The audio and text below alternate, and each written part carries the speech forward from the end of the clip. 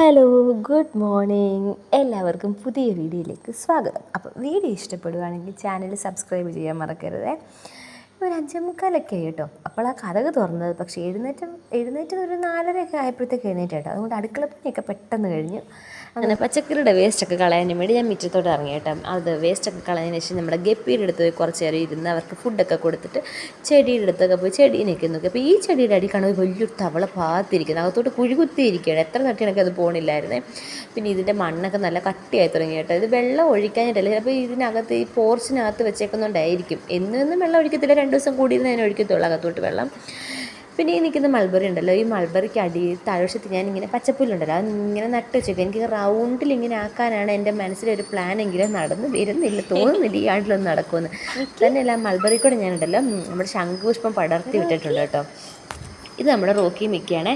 5 വർഷമായിട്ട് ഇവർ ഞങ്ങളുടെ കൂടെ ആയിട്ട്. പണ്ടൊക്കെ നല്ല വൃത്തിക്ക് ഞാൻ ഇവരെ നോക്കുമെങ്കിൽ ഇപ്പോൾ ഒട്ടും ശ്രദ്ധിക്കണമല്ലോ പാവങ്ങൾ. എനിക്ക് തന്നെ ചില സമയം സങ്കടം തോന്നാറുണ്ട്. പിന്നെ കുറച്ച് കാന്താരിമുളകൊക്കെ പറിച്ചിട്ട് നേരെ അകത്തോട്ട് തന്നെ കയറി കേട്ടോ. കുഞ്ഞിനെ ഉണർത്തണം, സ്കൂളിൽ വിടണം, 100 കൂട്ടം പണികളാണ്. അപ്പോൾ ഇന്നത്തേക്ക് ഇത്രയേ ഉള്ളൂ. ബൈ.